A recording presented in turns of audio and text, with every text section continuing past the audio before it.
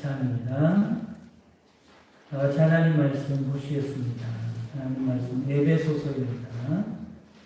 에베소서 주교에서 한번 나왔는데 바뀌었어요. 오후에 들어가고 수요일에 바뀌었습니다. 에베소서 4장 31절에서 32절까지 에베소서 4장 31절, 32절 말씀입니다. 다 같이 합독하겠습니다. 너희는 모든 악독과 노함과 강맹과 떠드는 것과 비방하는 것을 모든 악으로 함께 버리고 서로 친절하게 하며 불쌍히 여기며 서로 용서하기를 하나님이 그리스도 안에서 너희를 용서하신 것 같이 하라. 아멘. 할렐루야. 아멘. 인간은 성한 사람이 없습니다.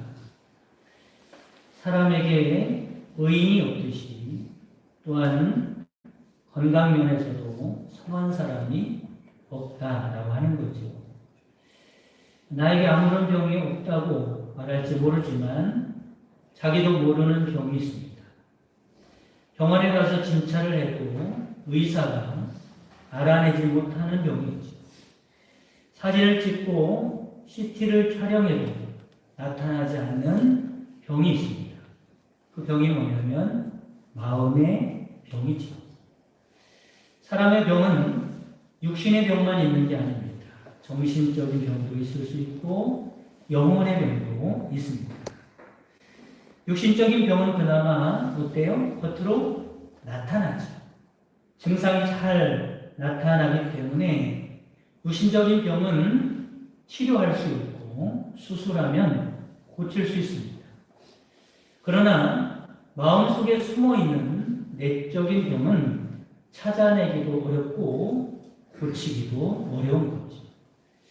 이 병은 그 뿌리가 아주 깊기 때문에 좀처럼 치료되지는 않는데 우리 인생 가운데 큰 영향력을 미칩니다. 육신의 질병 때문에 고생하는 사람도 있지만 그보다 마음의 병 때문에 더 많은 고생을 하죠. 마음의 병이 일생을 불행하게 만들고 또 인생을 실패하게 만들기도 합니다. 그리고 마음의 병은 자신만 괴롭히는 것이 아니라 가족들도 주위 사람들까지도 불행에 빠지게 만드는 일을 합니다. 우리는 이런 마음을 상한 마음이라고 부르죠. 상한 마음. 마음이 병들었다. 상한 마음이다. 그래서 무엇보다도 이 상한 마음이 치유되어야 할 줄 믿으시기를 바랍니다. 그럼 어떻게 상한 마음을 치유할 수 있을까? 원래 인간은 그 마음이 건강했었죠. 하나님께서 처음 인간을 창조했을 때는 건강한 마음으로 창조했습니다. 하나님과 인격적인 교제를 나눌 수 있었고 사람들끼리 서로 사랑하며 살도록 창조하셨죠. 그래서 하나님이 인간을 창조한 다음에 뭐라고 말씀하세요? 보기에 심히 좋았다. 이렇게 말씀합니다. 그런데 문제가 생기죠. 인간이 사단의 유혹에 넘어갑니다. 하나님의 말씀을 믿지 못하고 불순종하는 죄를 범하게 됩니다. 그러자 당장 그 마음에 문제가 생기기 시작합니다. 그 마음이 상하기 시작한 거죠. 우선 하나님과의 인격적인 관계가 깨져버리게 됩니다. 여러분, 하나님이 우리를 거절했습니까? 우리가 하나님을 거절했습니까? 우리가 하나님의 말씀에 불순종하는 그 순간 우리가 하나님을 거절하게 된 겁니다. 그래서 하나님과의 관계가 끊어지게 되죠. 다음으로 사람과의 사랑의 관계도 깨지게 됩니다. 서로 불신하고 미워하고 다투고 배신하고 심지어는 죽이기까지 하죠. 이제 인간의 마음은 더 이상 건강한 마음이 아닙니다. 너나 할 것 없이 모든 사람은 병든 마음, 상한 마음이 되고 만 것입니다. 31절 말씀에 보면 너희는 모든 악독과 노감과 분냄과 떠드는 것과 비방하는 것을 모든 악의와 함께 버리고 말씀합니다. 상한 마음이 어떤 열매를 맺는가 라는 말씀을 하고 있어요. 얼마 전에 에이즈에 감염된 부부가 아기를 출산했어요. 근데 충격적인 사실은 그 아기도 어떻게 됐겠어요? 에이즈 양성 반응을 보였습니다. 그 아기가 태어나자마자 에이즈 환자가 된 거죠. 여러분, 아기가 무슨 죄가 있습니까? 아기가 얼마나 불쌍하지. 우리도 마찬가지라는 겁니다. 태어날 때부터 마음이 이미 건강하지 못한 상태로 태어나게 되는 겁니다. 마음의 병에 대한 양성 판정을 받고 태어나는 거죠. 이제 이렇게 태어난 사람들은 이 험하고 악하고 각박한 세상에 내던지게 됩니다.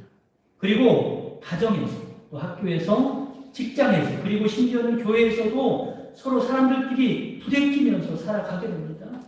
그 속에서 상처받고 상처를 주며 살아가죠. 그래서 상처가 나기도 하고, 그 상처가 깊어지기도 하고, 그 상처에 덫이 나기도 하면서 저마다 마음의 상처를 아파 끌어안고 살아가고 있다라고 하는 겁니다. 그래서 이런 상한 마음은 어떤 증상을 가지고 있습니까? 여러분, 증상만 알아도요, 우리의 마음의 상처를 어느 정도 자기 자신이 치유할 수가 있습니다. 그 증상을 안다는 말이 무슨 말이에요? 내 자신을 이해한다는 말이고, 그 병에 대해서 이해한다는 말은 치유가 가능하다는 말과 같기 때문에 그렇습니다. 그럼 마음이 상한 사람의 증상이 무엇일까? 먼저는 자신과의 관계입니다. 마음이 상한 사람들의 가장 두드러진 현상은 자신을 사랑하지 못한다는 사실이죠. 내가 내 자신을 사랑하지 못한다면 내 안에 뭐가 있다는 증거예요? 상처가 깊다는 증거입니다. 다른 말로 말하면 자신을 귀하게 여기지 못하는 겁니다. 자기 자신을 귀하게 여기지 못하는 것을 간단하게 이렇게 표현하죠. 자존감이 낮다, 이렇게 표현합니다. 부족하면 부족한 대로, 약하면 약한 대로, 약점이 있으면 약점이 있는 대로 자기 자신을 인정하고 자기 자신을 받아들이고 귀하게 여기고 사랑해야 행복할 텐데 그러지 못하는 거죠. 여러분, 우리가 보통 내 자신을 사랑하지 못하는 이유를 이렇게 생각해요. 내가 못났어, 내가 부족해, 내가 너무 연약해, 이런 이유 때문에 나는 내 자신을 사랑하지 못해 라고 생각할지 모르지만 그렇지 않습니다. 그럼 자녀들을 한번 생각해 보세요. 자녀들 여럿이 있다고 생각할 때 어떤 자녀에게 더 부모가 마음을 음미하고 사랑을 하고 더 챙겨주는지 아세요? 약한 자녀, 아픈 자녀, 부족한 자녀들요 더 끔찍이 사랑해요. 그렇다고 해서 사랑하지 않는 게 아니에요. 자존감이 낮은 이유는 자신의 어떤 조건 때문이 아니라 내 마음에 뭐가 있다는 증거라고요? 상처가 있다는 증거입니다. 마음에 상처가 있는 사람들은요 많은 것을 가지고요, 많은 것을 자기 자신이 능력이 있다든지 또는 내가 뛰어나다든지 뭐 부족함이 없다든지 그래도 내 자신을 사랑하지 못하는 사람들이 있어요. 그게 뭐 때문에 그러냐면 마음의 상처 때문에 그렇습니다. 이런 사람의 특징은 다른 사람의 평가에 민감하고 다른 사람들이 나에게 뭐라고 할까 여기에 관심이 많이 있습니다. 이런 사람은 남들이 자신을 높이 평가하고 칭찬을 해도 받아들이지 못해요. 왜냐하면 내 자신이 그렇지 않다고 생각하기 때문에 다른 사람의 칭찬에, 다른 사람의 평가에, 높은 평가에 오히려 부담스러워하죠. 자존감이 낮기 때문에 그렇습니다. 또한 남들이 내게 좋지 않은 말을 하면 그것은 곧 화살이 돼서 마음에 깊이 꽂히게 됩니다. 다시 상처를 받는 겁니다. 점점 상처가 깊어가고 심각해집니다. 그래서 여러분, 자기 자신 안에 상한 마음이 있는 사람들은 세상을 살아가면서 많은 상처를 받고 그 상처가 깊어가게 되는 겁니다. 두 번째는 타인과의 관계입니다. 마음이 상한 사람들은 많은 경우에 다른 사람들을 또한 사랑하지 못한다는 거죠. 보통 마음이 상한 사람들은 타인과의 사이에 마음의 벽을 쌓고 살아갑니다. 왜냐하면 상처난 곳이 아프니까. 여러분, 다른 사람이 나를 건들면 상처난 곳을 건들면 아프잖아요. 그래서 무의식적으로 다른 사람과의 관계에서 마음에 벽을 쌓고 살기가 쉽습니다. 자연스러운 자기 방어 기제이죠. 더 이상 상처를 받고 싶지 않기 때문에 그렇습니다. 근데 문제는 마음의 벽을 쌓고 살아간다고 해서 해결될 문제가 아니라는 거죠. 마음의 벽을 쌓고 살아가는 사람들은 또 다른 문제를 만나게 됩니다. 그게 뭐냐면 소외감을 느끼게 되고 외로움을 느끼게 됩니다. 스스로 타인에게 나가지 못하면서 속으로 이렇게 생각하는 거예요. 나는 왜 늘 혼자일까? 왜 아무도 나를 사랑해주지 않는 걸까? 나는 왜 누군가를 사랑하지 못하며 살아가는 걸까? 이런 생각을 하면서 자신을 괴롭히는 거예요. 뭐 때문에 그렇다고요? 마음의 상처 때문에 그렇다. 더 심각한 것은 하나님과의 관계입니다. 마음이 상한 사람들은 하나님도 사랑하기 어렵습니다. 하나님을 믿는다고 하면서도 하나님을 사랑하지 못하는 사람이 의외로 많아요.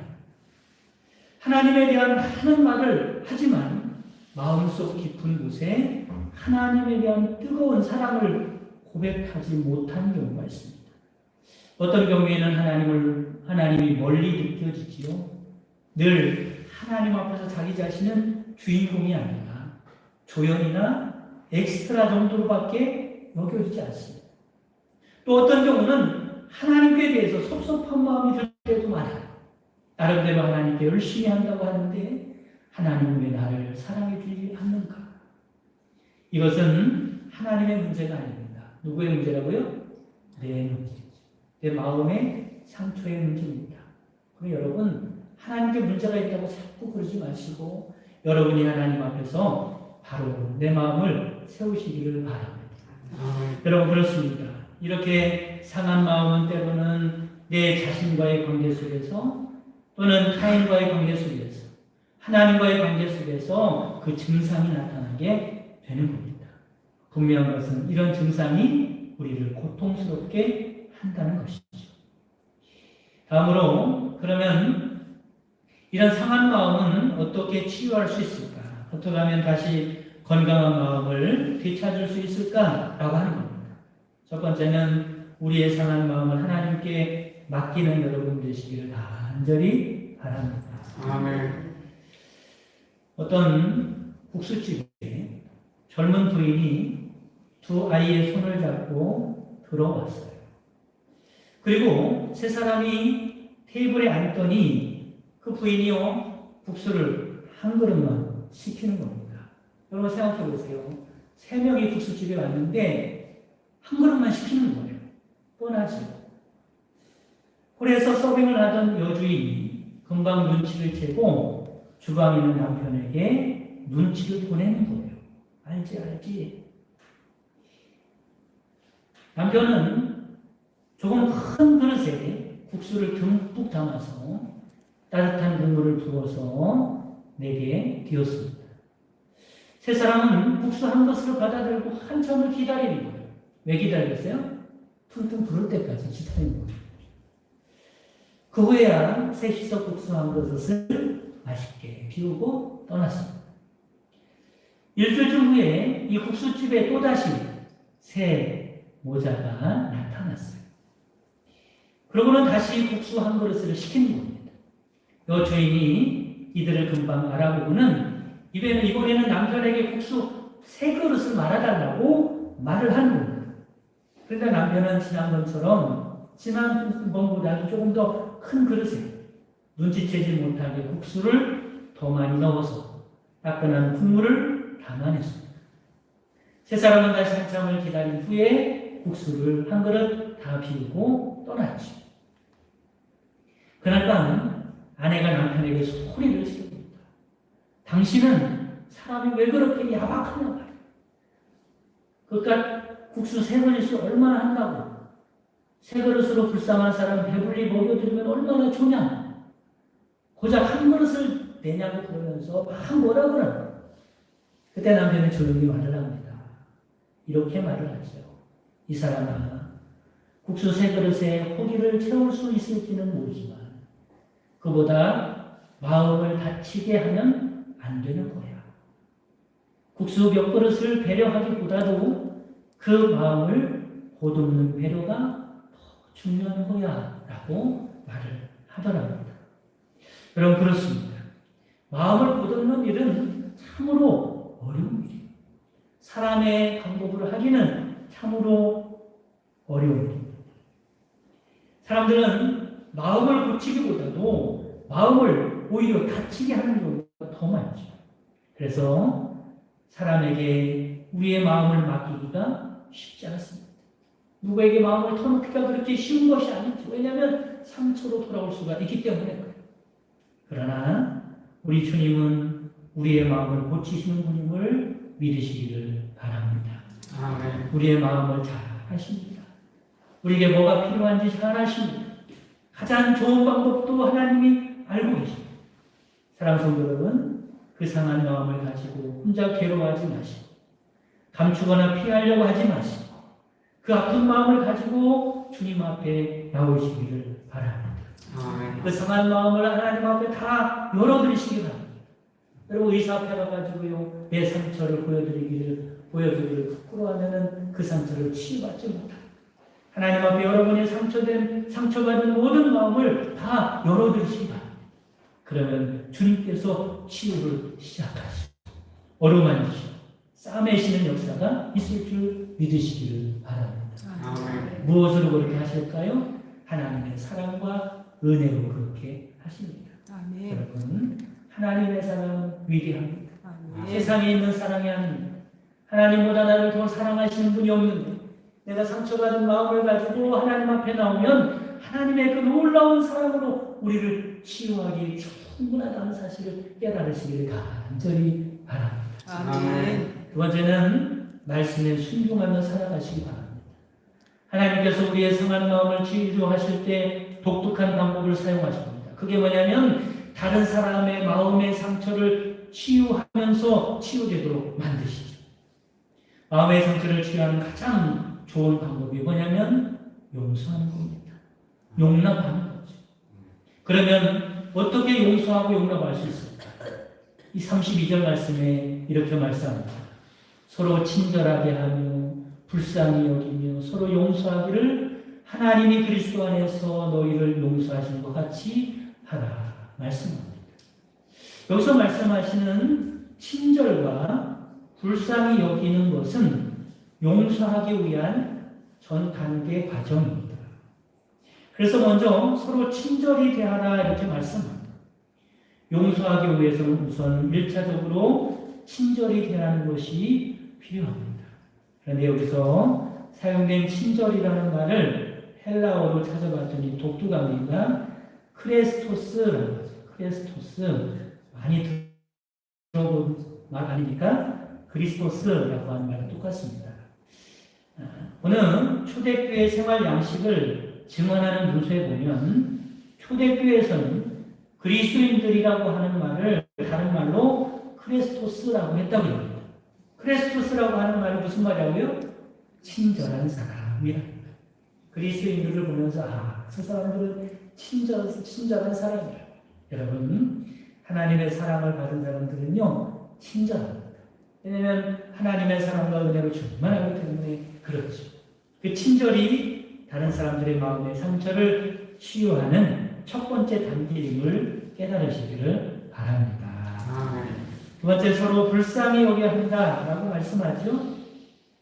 어떤 번역은 이 단어를 이해하는 마음이라고 번역합니다. 이해하는 마음. 그러니까는 다른 사람을 어떻게 하라고요? 이해하라. 불쌍히 여기라는 말은 이해하라는 말입니다. 그 사람의 나에게 분통 터지는 말을 하고 행위를 해도 그의 입장에 서서 이해해 보려고 애를 쓰라는 겁니다. 여러분, 그 사람의 입장에 서서 이해하려고 애를 쓰면 그 사람은 이해가 되는 거예요. 그의 어린 시절이나 그의 성장 과정을 살펴보시기 바랍니다. 그를 둘러싼 삶의 역정에서 그가 받은 상처를 이해해 보려고 애를 써보시기 바랍니다. 분하고 억울하지만 그가 나에게 그렇게 대하는 이유를 조금은 이해할 수 있을 겁니다. 아무런 이유 없이 그가 나에게 그럴 일이 아니기 때문에 그런 거죠. 그 사람을 이해하다 보면 그 사람이 나에게 준 상처보다도 그 사람 안에는 더 큰 마음의 상처가 있다는 것을 알게 되고 그 사람을 이해하고 용납할 수 있게 될 것이다 라고 하는 겁니다. 세 번째는 주의 모범을 따라야 한다라고 하는 겁니다. 용서가 힘들 때가 많아요. 그런데 제일 좋은 방법이 있습니다. 그게 뭐냐면 주님께서 나를 어떻게 용서하셨는가를 깊이 묵상하는 것.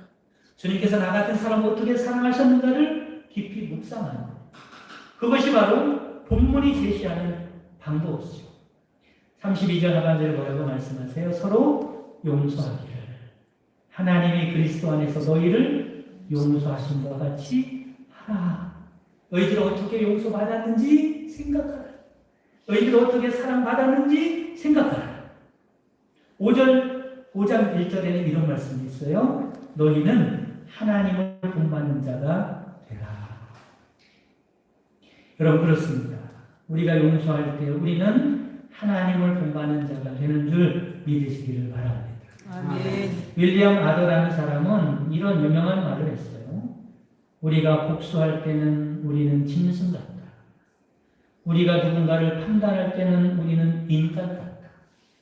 그러나 우리가 누군가를 용서할 때는 우리는 하나님 같다. 이런 말을 했습니다.